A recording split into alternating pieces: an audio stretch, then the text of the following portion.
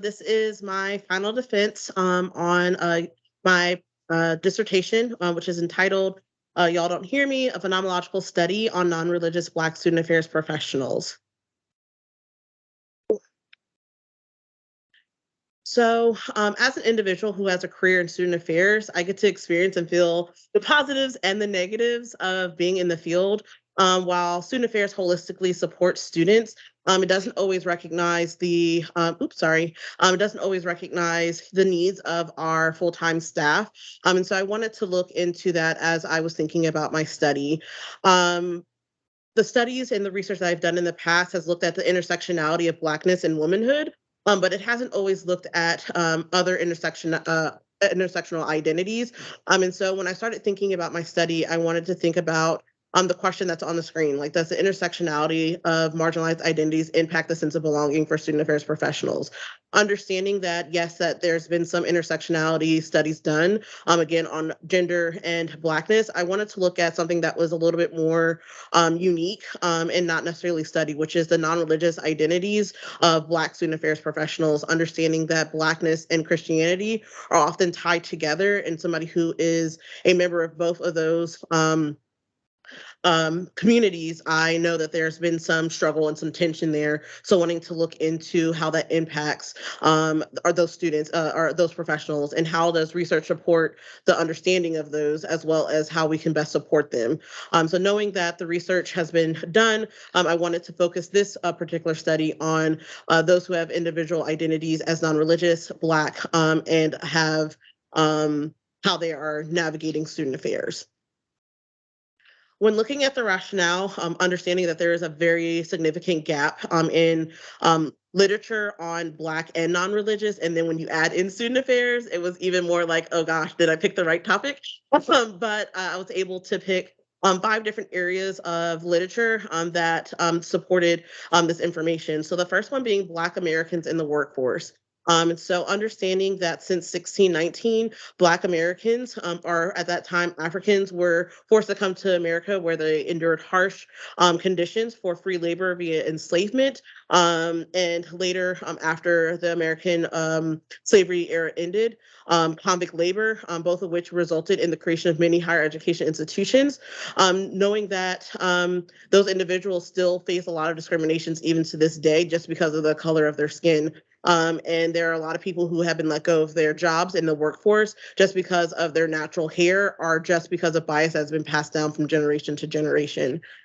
Additionally, Black Americans in higher education have had a very interesting journey as well, knowing that there are a lot of anti-literacy laws. And so that is just the formal outlaw of their education, where people were either jailed or received fines because of the fact that they were learning from either white individuals or some other people who risked their lives to learn how to teach themselves to be able to move forward in the American world. And through the 1950s, there was a lot of segregations in schools, which led to the creation of HBCUs. And those are the only ways that Black Americans were able to actually get a higher education, until they were able to attend their institutions with their white counterparts. The other part of the literature that showed up was Black Americans in Christianity. Upon looking up at the literature, only 1% of Black Americans actually identify as non-religious, which includes agnostic and atheist individuals. And so that means a lot of individuals who are Black have some level, even if it's not fully religious, they have some level of spirituality, and people who are not in Christianity may not feel as welcome, because there's some tension between the majority of their population and how they personally identify.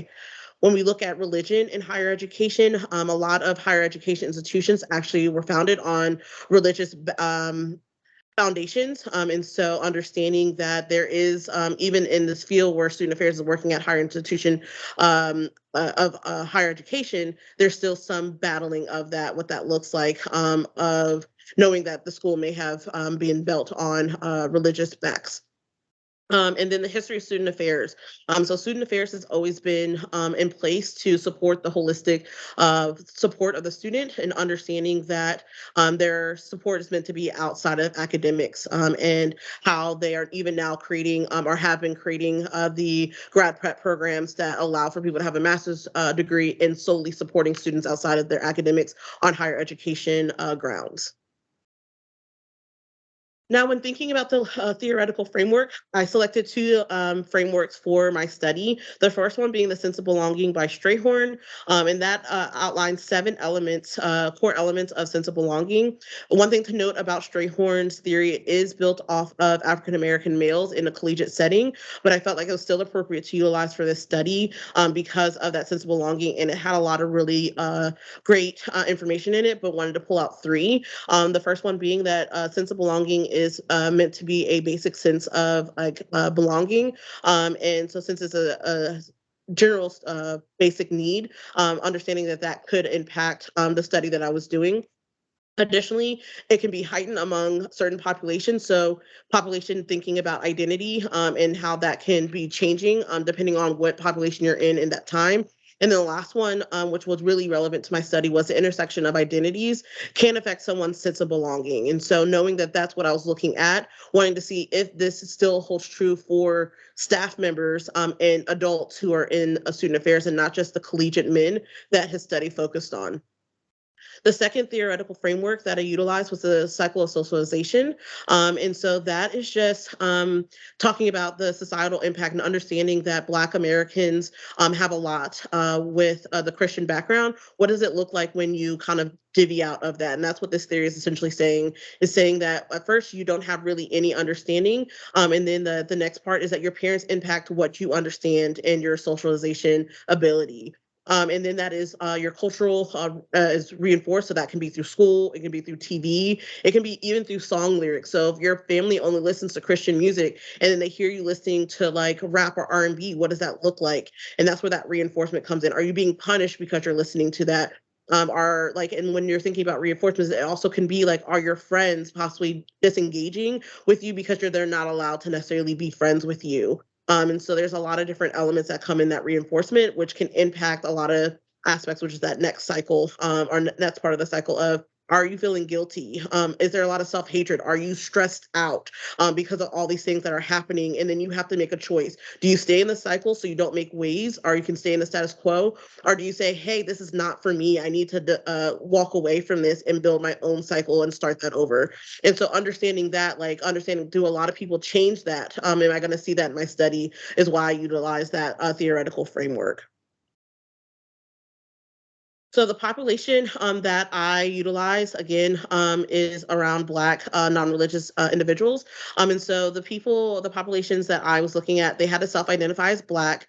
They also had to be non-religious, and they had to be able to say that they've worked in higher education within the past 3 years after bachelor's degree. So that way, I'm getting that understanding that history of student affairs, knowing that people generally go through and get their masters, but also that 3 years was to identify and recognize that the literature was saying that there's a great resignation. And as somebody who works in the field, understanding there's a great resignation where there's some people who are no longer in the field because they were not able to find community or find different elements to stay within the education. But I think we see that amongst a lot of different educations, whether it be in higher education or K through 12. And then as far as the recruitment process for those individuals, I utilize a multitude of avenues of doing that sampling. And so first would be, there is a page called Black Student Affairs Professionals. It's on Facebook and it has over 13,000 individuals in it. And knowing that I had a very niche group of people I was looking at, I wanted to go where I knew at least they had one aspect of what I was studying. And so I started off with that, or at least two, because the Black and the Student Affairs Professional. And then I also posted in the Student Affairs page that has 38,000 individuals in it, asking if they were interested because they had at least one of that Student Affairs, or they could share out. And then my own personal network. So whether it be like talking to my mentees and saying like, hey, can you like share this out since you qualify in these ways, or you may know individuals. So utilize those avenues in order to support and get an understanding of how I can get those populations. I was looking for, just based off the research and understanding what is needed for this qualitative study. I only was looking for 8 to 10 individuals, and so I was able to navigate that and hoping that I was going to be able to get those amount of individuals. So for my participants, I was able to actually get 8. I actually had 9 individuals sign up, but one person just didn't show up and wasn't responding to emails. And so we ended up with 8 individuals, and their information as a brief overview is on the screen. And so all of them identified as Black individuals. However, what you'll see in the race column is that they may have more specific other than Black. Understanding that I prefer to utilize the term Black, and so that is a researcher's preference of utilizing Black, but there were some individuals who may have preferred to use African American, or they wanted to also highlight their ethnicity, which may have been Haitian, or one individual said that on paper biracial, but identifies as a Black man because that's how other people see him. And so navigating that, and I also wanted to hear, just because I wanted to make sure that I wasn't overstepping on what their experience is. I did allow them to name what their religion is. They said their overarching is non-religious, but they specifically stated if there is a term that they use when they talk about their religious aspect. The in or out of student affairs just represents right now, are they a part of the student affairs field? Are they out of it? They all still adhere to the 3 years as outlined in the study, but 3 of the individuals were out of student affairs. And then I also put their regional location, just that way to get a further understanding if there's something that was consistent with one region versus another region. So for my summary of my procedure of how I completed this study, there are a couple different steps that I took. So the first was the consent to participate. In order to make this as streamlined as possible, it was a digital method in which I used Microsoft Forms to put out the consent to participate so they can understand what exactly was going to be asked in the study and the things that they possibly would risk by being a part of the study, which were very minimal. And so after they completed that, I sent out an email to them to say, like, hey, thank you for signing up for my study. Here is a link. I use Calendly, which is a digital way of setting up appointments, and I connected my platform Zoom to it, so that way I also wouldn't have to do as much work. And I gave them the Zoom link immediately. And then I sent them an email with the Sense of Community Index, which is just a form that I used before the interviews, just kind of get a baseline of how they were feeling about the community that they were in. And then all of the other ones were through interviews. So it was they're all semi-structured, utilizing semi-structured because it allowed them to tell their story, understanding that I didn't want to name anything for them. And I didn't want them, as they were going down a lane of like how they were experiencing something, and it made more sense to go to question 5 than to stay at question 3. I wanted to give them that flexibility to be able to tell their story in a way that made it more organic and didn't make them feel flustered. So I did one 45-minute Zoom interview for the individuals. And then as a group, I did a 90-minute Zoom interview for a focus group, which also had semi-structured questions prepared as a guide for them to engage with each other as they navigated through their experiences and the questions that I will show momentarily. Hey, Taisha. Yes. Can you talk to me about what was your rationale of stacking the focus group on top of the individual interviews? How did you delineate what was added? Yeah, so the main focus of the focus group is based off the research and understanding sense of belonging sometimes is impacted by community. I wanted to see what it looks like when they're in community. How does that necessarily navigate or change the experiences that they're willing to share? How will people be able to, will the people who were really engaged in the individual interviews maybe pull back a little bit? Will people who were more reserved in the individual groups be like, oh, there's more people who are like me, maybe I'll talk up a little bit more? So it was a little bit more of observation. I know I didn't necessarily need it, but knowing that this was a group that represented 1% of the United States, they may not have ever met somebody who looked or had similar identities as them. So being able to have that opportunity to hear the strategies. So I focus that last one, I focus a lot on my third question to just kind of see, like, are you sharing more strategies, or there's things that you're inspired by that may be helpful? Is why that I stack that on top instead of just focusing on the individual interview. That's excellent. It matches up with your conceptual framework. Great choice. Thank you. So, my research questions for the study, I selected three that would allow me to understand the lived experiences of the non-religious student, Black student affairs professionals. And so I focused on those. And so the three questions again were, what are the lived experiences of non-religious Black student affairs professionals? How do higher education student affairs practices intersect with religious and racial and religious identities? And what strategies do non-religious Black student affairs professionals use to support their professional development? So through these three questions, I used three instruments. The first was the Sense of Community Index. So this was a 24 question survey given to participants prior to their study to engage in their sense of community within student affairs. So what this allowed me to do was just really, it wasn't meant to impact the study overall. It was more of just, I need to see, like, do you all even think that this is a community? Do you all find this Mhm. community important? Is there a need for certain areas to like change? And so being able to find this survey that was been used previously was just really helpful for me to understand what I was walking into, to better understand like the results as well. And then the other two instruments that were used were protocols for the interviews. So the individual interview, which was 45 minutes, and then the group interview, which was 90 minutes. And so I use the protocol that was indicated through the Sense of Belonging Community Index, Sense of Community Index 2. So that protocol that they listed out as part of me getting permission to utilize the instrument, that is what I utilized to get the results and analyze it. And then for the semi-structured interviews, I use a content analysis and then coded and then found themes and what those items were based off the content analysis and the coding that I was able to find. So for research one, for my procedure, what you'll see, just to warn everybody, this slide looks very similar for the next three questions because I use a very similar protocol. And so one, understanding why I was asking this question and why I was navigating in the way I was is because I wanted to understand the human experience commonality, which is why I use a qualitative study through all like this entire research. And that allowed me to understand narratives. So understanding what exactly is their point of view and not me putting information on them are assuming anything. So allowing them to really just share what their narrative is. It allowed me to get insight, which is another key aspect of the qualitative study. And then that flexibility with that semi-structured interview questions. It gave me that flexibility of navigating that interview that aligned with what they're needing as well as what I was like searching for with my questions.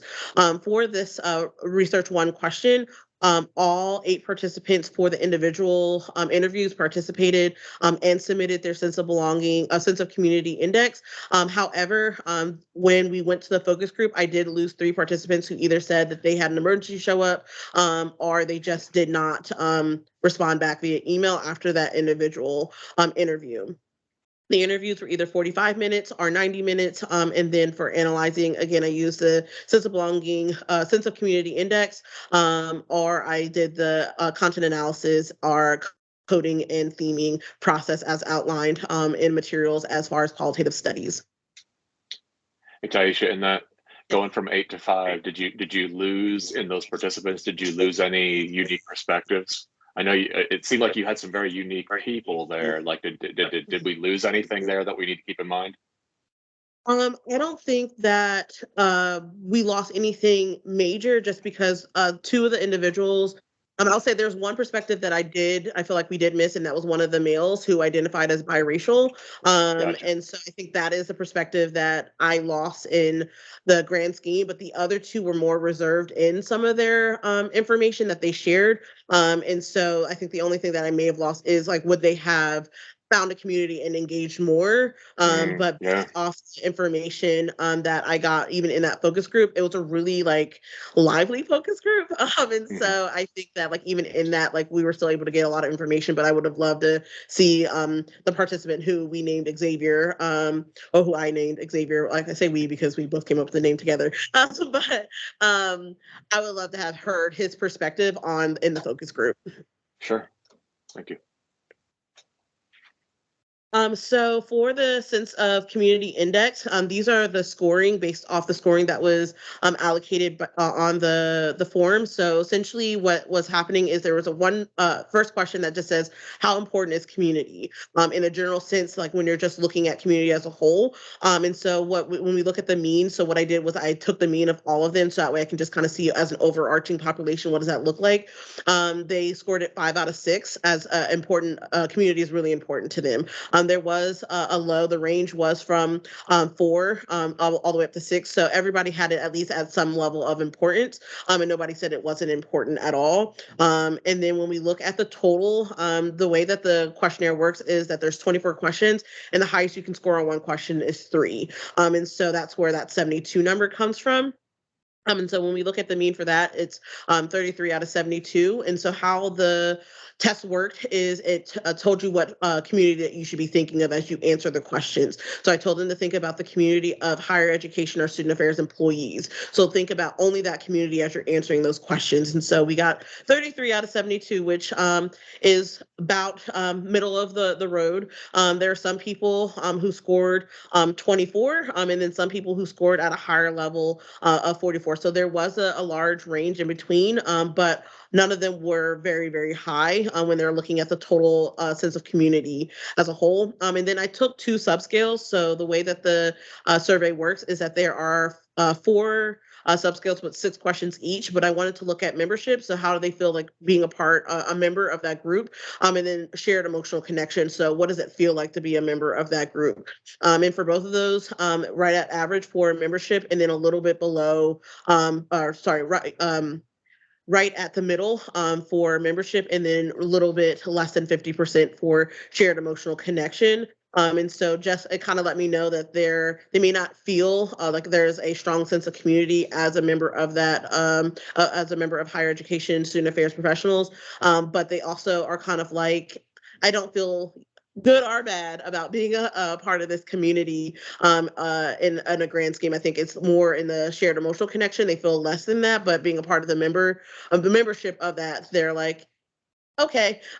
So they're just really very much middle of the road for the sense of community index. So for research one findings, so what I did for this one is I took out what the overall theme was, but then I also included a quote for individuals to be able to read if they're choosing to about what somebody particularly said in that regard. So the first finding for research question one was conflicts with Black identity. So almost all the participants shared a level of having to engage with their Black identity. They had to be overt with it or feel that they weren't Black enough because of their non-religious identity. Most shared is because of things that happened in their childhood or their family relationships with religion and how that's impacted their ability and how they view religion. Half of them shared that they had about either a religious parent or grandparent who was really involved in their upbringing, and that required them to either go to church or when they were even in church, they're saying that they didn't understand the religious text to the real world application, and it didn't allow them to show up in this space the same ways as others. The other half share that there was a religion outside of Christianity or no religious ties to their upbringing, which also impacted or made them think about religious and their Black identity, especially when they were going to school.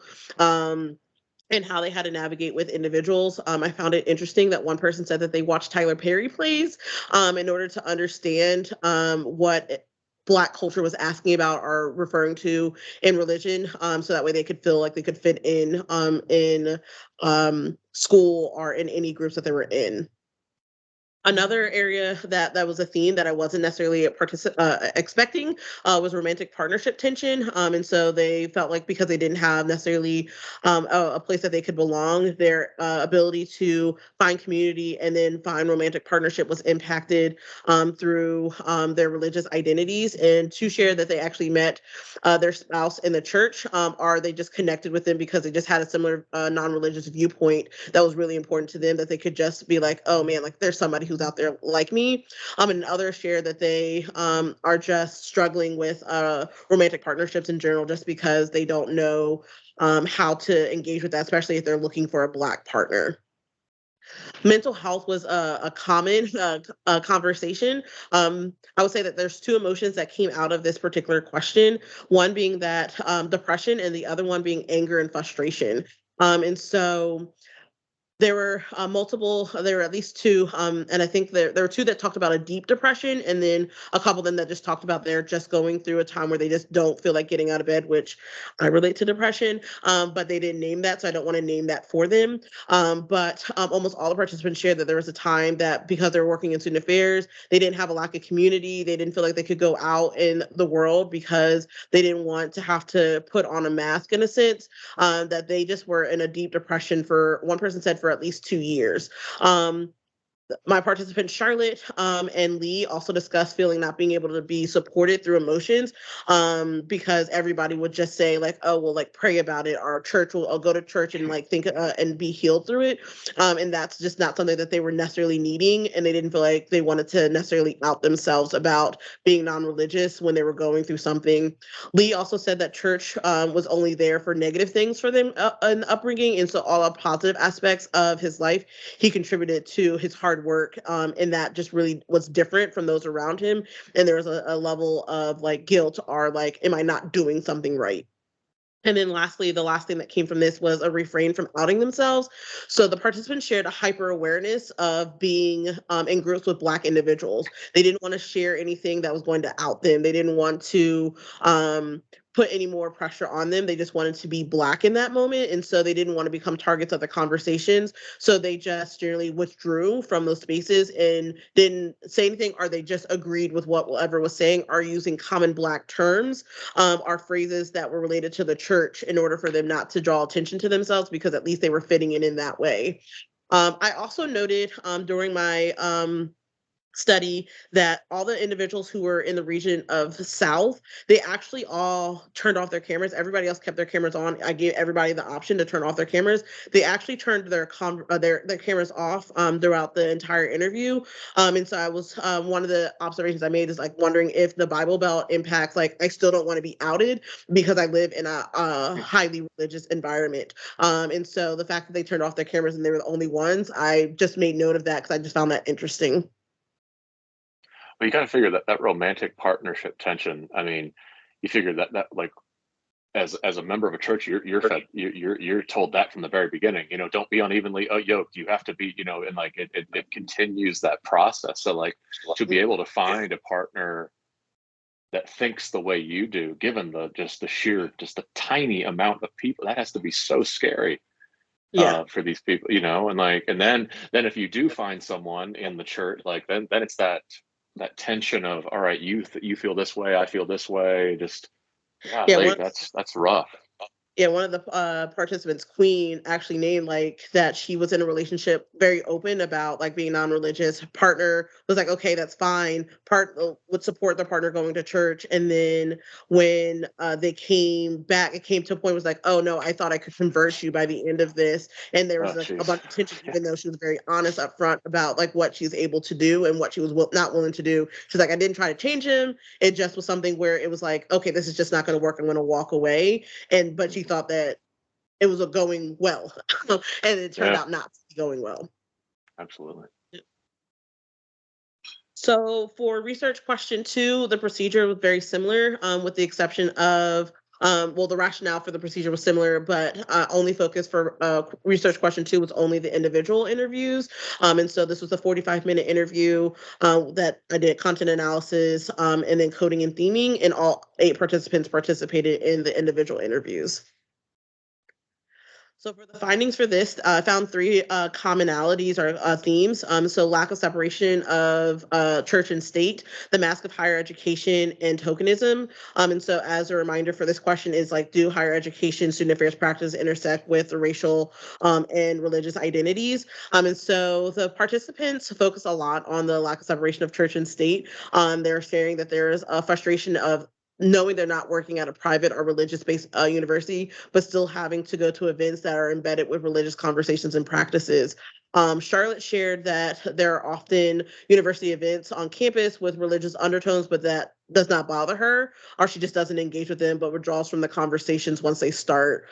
Um, However, there was some individuals who just shared like they wish that when they went to graduations or things that were for everybody, that people would just have a moment of silence that allow people to opt in however they need to. Because they shared it's like we have students and we're supporting students who have a lot of different religious backgrounds, are different family homes, and then they come to celebrate this moment, especially if there's a lot of first generational college students. They go to share this moment and they have to go through prayer, which may make some families not feel as welcomed. So thinking about not even just those who are non-religious, but thinking about those who are Jewish, are Muslim, are Hindu, being able to just have a moment of silence that allows people to opt in however they necessarily need to, instead of feeling like they're being discriminated against on like a large scale. But they felt like there's a lot of things that are just, it is really large and open to the public. A lot of the participants said that they're guaranteeing that there's going to be some type of prayer or some type of prayer over food or just prayer to start off the event.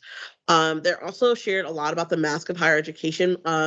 Ava Denise actually, or sorry, not Ava Denise, MJ actually utilized this term of like the mask of higher education and kept on talking about higher education wants to show that they are supporting and that they're going to help people elevate, but there's a mask of you have to do it the way we want to and we're only going to do it performatively. And so how do you actually make a welcoming environment that they actually want to? And MJ further on shared that she was taught early in the field that she's not allowed to show up as her authentic self, thinking about the time that she got called out for having her hair wrapped up as an African woman. She's like, that's something that I do often, and being told that that's not professional in the space I have at a higher education institution that told me to show up as I was really frustrating. Queen mentioned that it's not uncommon for her to be working in her office and people engaging, and she's very open about her non-religious identity and her having to say, well, welcome to higher education. This is, you're going to find a lot of people from a lot of different walks of life. And she's like, a lot of people are sharing that they would think that this is the one place that they would be able to engage in those conversations because they're supposed to be highlighting a higher level of thinking, but higher education doesn't really allow for what that looks like. And then tokenism. So Peyton and Ava Denise, those two participants talked a lot about tokenism and how they already feel a weight of pressure when they're navigating the space because as Black women, they're already tokenized and said, oh, well, you're going to be put in this space. You may not get a voice, but you're going to be put in this place because we need the representation, even though we really don't care about like how your identities show up. And Peyton just shared like there's already a duty in that regard. And by her naming that she is non-religious, she doesn't want to have that double duty of having to navigate having being a token in two different ways. And so understanding that like higher education isn't very different from other aspects, and that it doesn't really support the intersectionality of her identities in particular. So those were the findings in and for my research question too. For my final research question, this one was focused mostly on the focus groups, and it was more about the strategies that they have as non-religious Black student affairs professionals in supporting their professional development. And so wanting, again, as I shared earlier, the focus group was mostly so that way they can have that opportunity to engage with each other and have that level of community. But also being able to see like if there are strategies that they are utilizing to help them navigate how they are belonging to that community. And so again, only 5 participants showed up for the focus groups. I did offer 2 focus group opportunities, but most people either missed the first one and then signed up for the second one. And so well, we got 5, so I'm still happy for the 5 we got. But I did offer 2 opportunities for people to engage. It was 90 minutes, and then I did again a content analysis and coding and theming to work through this question. So my findings were 3. I will say around this one in particular, it was just really interesting because like they outright said, oh, I don't think I have a strategy. And then like as a conversation went on and I like coded everything and themed it out, I was able to find 3 different strategies that they focused on. So understanding of accountability is the first one that I pulled from this. And it was more of like they just helping themselves to understand where they're coming from, but also making sure that they're holding their peers and the institutional accountable for their actions. And so they also focus a lot about like what are the traditions that they're in control of in their department and their peers. And so they talked about how do you support somebody without having to say like, oh, like through my God, you will be able to navigate these things, are trying to tell them like what their beliefs are and try to change what they are. They also talked about their own accountability for their responsibilities, and they need to ensure that they understand their process of understanding and their perspectives. And that's going to help them be able to not be stopped in a lot of different ways, and not have that struggle with like religion as a whole.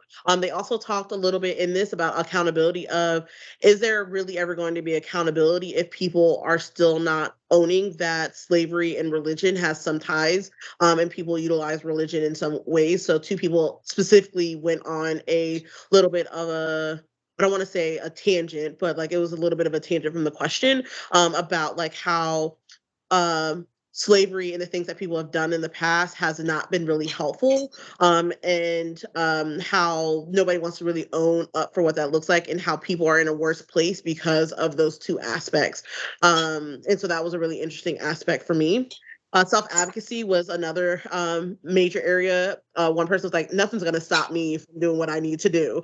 They're like, I worked really hard. I have a master's degree. I've done really well in the field. And so I have to advocate for myself. And I know what my identities are. It doesn't matter what everybody else thinks my identities are. And nobody's going to misunderstand who I am, and nobody's going to stop me from excelling.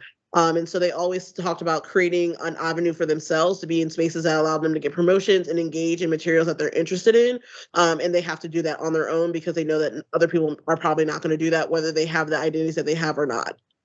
And then the last thing was having community outside of higher education. So one person shared that they just like they've been in the field for 12 years, and they still have never built somebody that they're like, that's my person in higher education, because they just don't expect it, because nobody is willing to accept them as their whole self based off the conversations that they've had in the past. They also talked about, one person specifically shared that they utilize social media. They purposely go to groups that are for Black individuals who are non-religious. They cultivate their timeline to show those informations and those individuals so they don't feel lonely, but they don't have it in higher education. And one person actually encouraged everybody in that focus group. They're like, if you haven't done it and you're still looking for it, stop and go forth and find it elsewhere, because you're probably not going to necessarily find it if you haven't found it now. And so that was just interesting to see kind of them like giving that advice of being like, leave it alone and move forward, and as a strategy. So for the summary of my findings, there was a lot of different aspects of just being a part of community, and specifically the student affairs community, and it would make it very difficult not to connect the theoretical framework. So understanding the sense of belonging and the psychosocialization. So if the understanding that the core elements of sense of belonging is that it is a sense of mattering, and that your intersection of identities can impact their sense of belonging. I think the summary shows that that is true, because people don't have, there's a lack of community that these participants were sharing, that they felt connected to the community of higher education and student affairs employees, as well as the psychosocialization, and seeing that a lot of people had that childhood based off of different aspects that dealt with positive and negative of being non-religious, are navigating what that looks like, and knowing that they had to take that action and decide not to stay in the status quo and create their own cycle of socialization. And so navigating what all that looks like, was just interesting as a whole, but also aligns with what the literature is sharing. There's also a lack of community are throughout the entire duration of my study, and those elements are fitting through their childhood, college, and even their professional experiences, and they haven't just been able to build community in a whole, so they don't have a lot of sense of belonging with this particular career field. I also think that I think a summary of all of that is like what's on the screen: the intersectionality of identity, specifically Black and non-religious, impacts a sense of community or belonging within student affairs. However, limited strategies are implemented by this population to navigate the struggles of being a part of the community as a whole.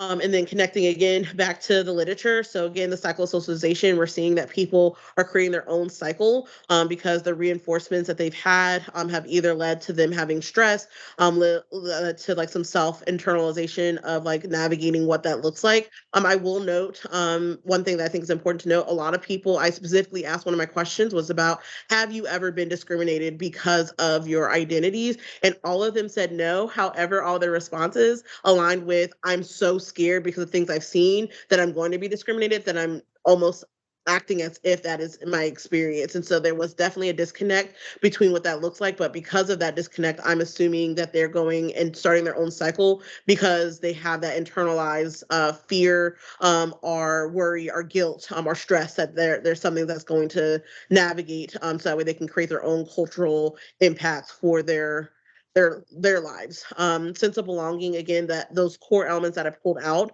are aligned with the findings of this particular study. Burnout of Black professionals. So what research shows is that Black professionals tend to burn out quicker than their white counterparts, because they have a lot of different things that they're navigating, as Black individuals. And so I would say that with 3 of my 8 participants no longer being in higher education and not feeling that level of support, that can also be tuned out to being saying that burnout can also impact those who also have additional identities that intersect with their Blackness. And then professional staff retention, knowing that we had participants who were facing depression, and dealing with the fact that they don't have a community and they've been in the field for over a decade. That is something where we have to look at how do we retain these individuals and support them in ways that allow them to show up in the ways that will be helpful to them, and allow them to navigate the world in the way that is best for them, not necessarily what is best for higher education.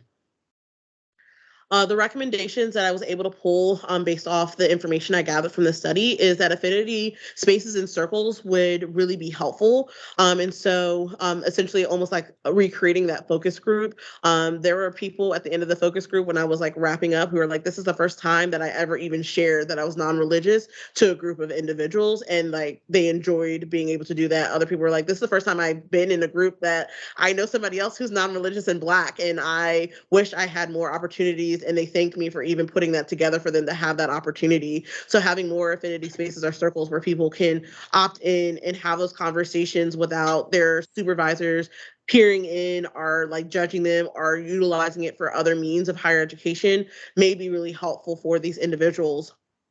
Supporting student affairs professionals as people. If you, the way I look at this is if as a superior or administrator, if you're asking me as a Black woman to go check in on somebody because of the Black Lives Matter protests, you should probably check in on me as an individual because I'm dealing with those same instances. And so making sure that we're seeing them as people, not just people who are just there to work, but them as individuals, will also be helpful and maybe lessen the amount of mental crisis that those professionals shared, because somebody being severely depressed for 2 years, because of their work and the way that they're showing up for their students is only going to impact everybody, and it's not just going to impact that one individual. Doing non-performative words and actions to support marginalized identities. So thinking back about, is there a way that we can do moments of silence when we're thinking about holiday parties? Are we really saying that this is a holiday party where we're going to recognize all the different holidays during that time frame, or is it really just a Christmas party that's changed its name? And so navigating what some of those aspects are may be really helpful for this particular population. So that way it's not performative and saying like, oh, we did this in word, but what are the actions that you can use to support marginalized identities? Further research on intersectionalized identities would be really helpful as well. Knowing that I went from one extreme to another, but like I looked at 2 very low level, or like one low level intersectional identity, but are there other intersectional identities that can be looked at to help support and get a better understanding about how people show up? And it doesn't necessarily have to be all through Black individuals, but it could be through like a white identifying individual who is non-religious. There's a lot of intersectionality in how we all show up, and being able to research all that would be very helpful. And then research on student affairs professionals away from the Great Resignation. So a lot of research right now in the last couple of years has been about the Great Resignation and how that is impacting the field as a whole, and how a lot of different things have come from that, but being able to look at and say, okay, what can we do and move away from that, so that way we can get a better understanding of how we can support these individuals who are staff members in student affairs before they leave would be greatly appreciated, and a recommendation from this study. So in conclusion, the sense of belonging beyond the college student is a concept that is still in its early stages and that has not been applied in many cases to professional staff members. However, the need to understand these experiences is important, and it can allow for professional staff members to pour back into students because they are being supported themselves. A review of the literature shows that there's a higher need to support Black student affairs professionals, and the gap in supporting the invisible identity of being non-religious. This support does require a significant amount of education, practice, and intentionality that cannot happen overnight. Student Affairs has a gap in how they are retaining professionals, and if Student Affairs wants to slow the Great Resignation, they must educate themselves on the experiences of their workers. Just as the profession pours into the lives and the lived experience of their students, they must be willing to do the same with their staff, who are once those same students. And that's it. Bravo. Good job, Taisha. I'm going to open this up in a few minutes, but Dr. Longnecker and I are going to probably have a few follow-up questions here. So let me start by saying, awesome job. That was well presented, well said. Let me start with that. And then let me give Dr. L a chance to see if he has any follow-up questions. I want to echo that first point. Number one, fantastic presentation. It looked beautiful. You put it well together so well, and I love ending a presentation where I have zero question that the person knows what they're talking about. Like when I get read a PowerPoint, I often find myself wondering, do you really know this? Like I have no question. You know your study like the back of your hand, and I love that. Talk to me about the organizations that your participants worked with. Do you happen to know, did any of them work for religious organizations like a Trevecca or anything like that? And did they have a particularly different experience? Yeah, so one of the questions I did ask in the individual was, did their identities impact where they actually job search? I mean, all of them said yes. They purposely try not to apply to places that were overly religious and saying that you have to do these aspects within their job. One person did say that they were like, oh, I didn't know what Jesuit meant because I didn't grow up religious, and that, like, based off all the things, people were like, oh, like you could do that. They're like one of the like easier ones. And then like when they went into their interview, like before every interview, like there was a prayer. They were told that they had to do certain things, and they're like, oh, like this is not for me.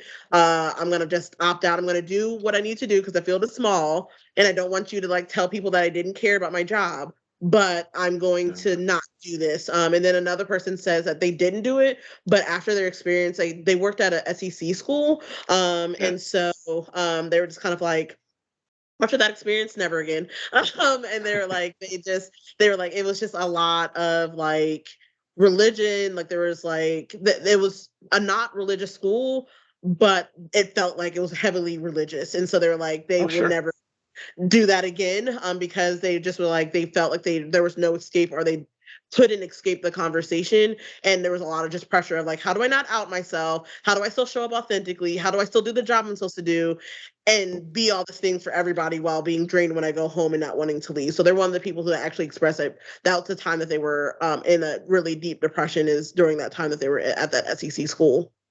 Yikes. Yeah.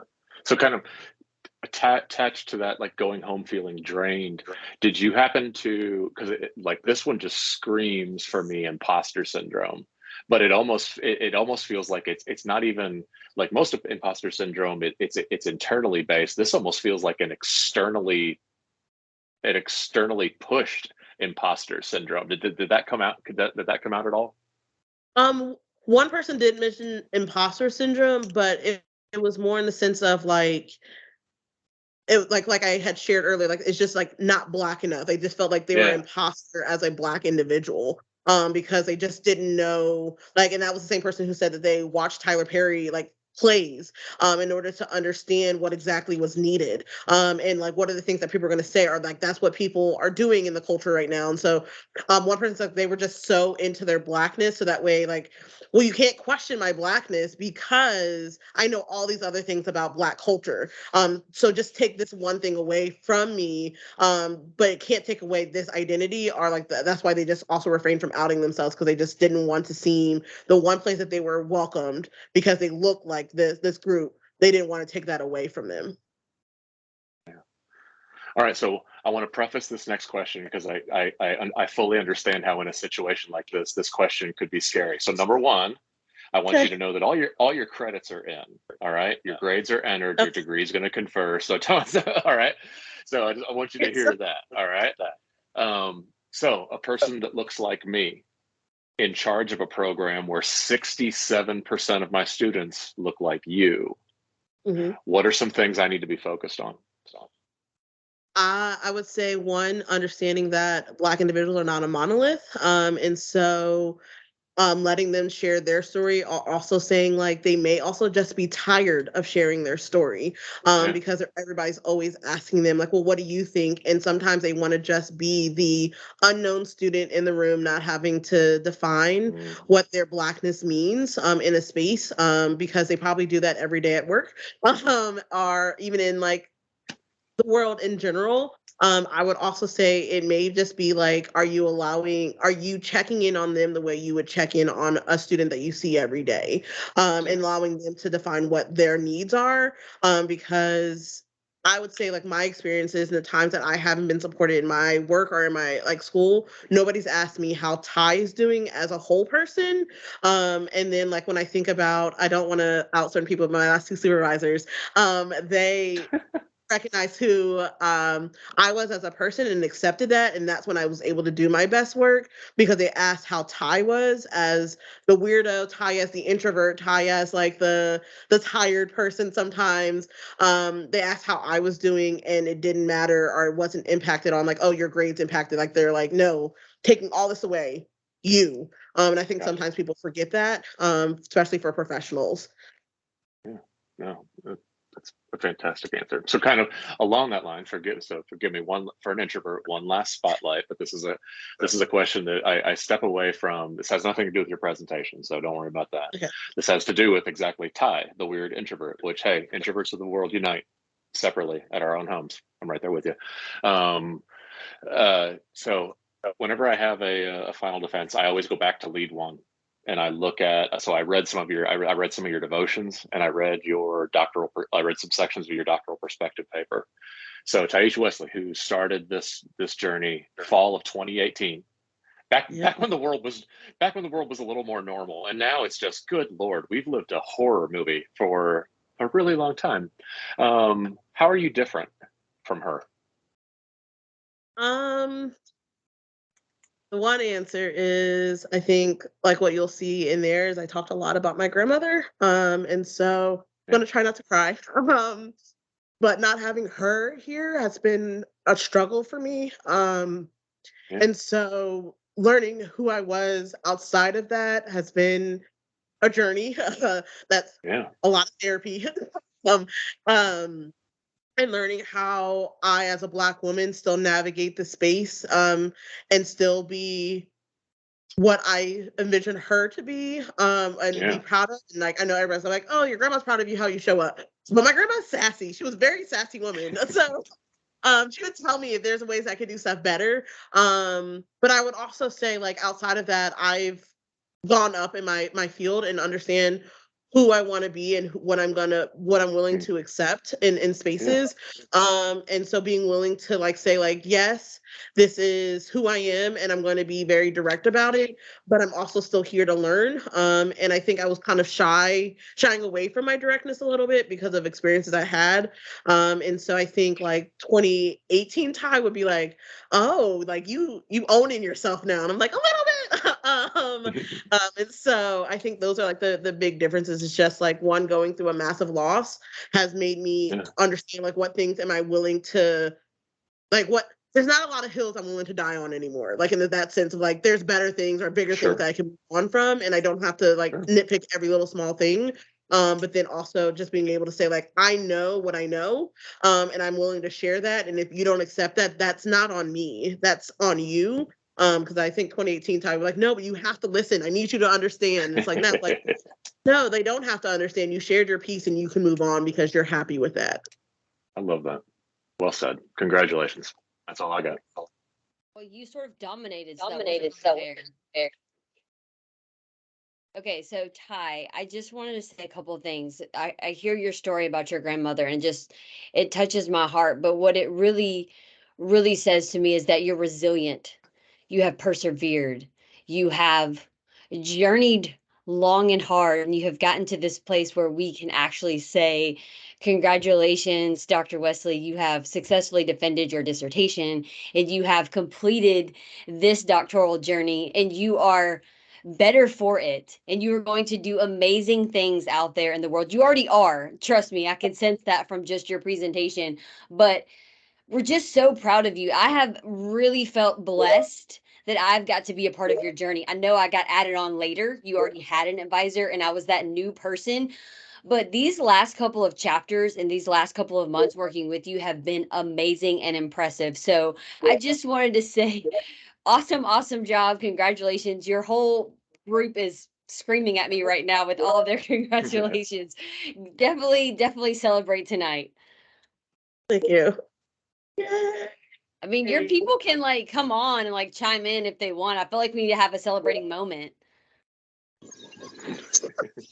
I'm still on the screen. That's These awesome. are my coworkers. Oh, look, they got like party favors in the back. Look at that. Oh wow, yeah. Did I see something go flying? That's There's, like, incredible. party I love it. favors. Yes, that is everything right there. Shine, my pretty darn friend, good. shine. That's all I'll say. Come on, Ty, period. Come on, Ty, period. Congratulations, Ty. We love you. Thank you. Congrats, Mom.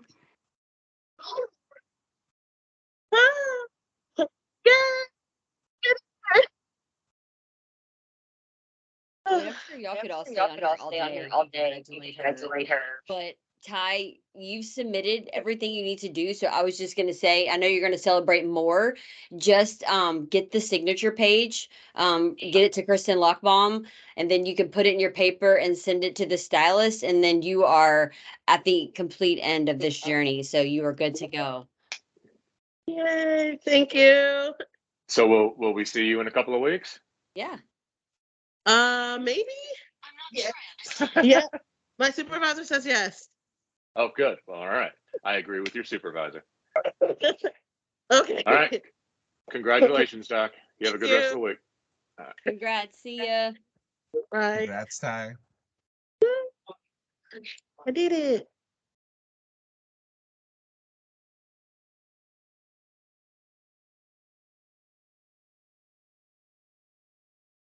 And you should.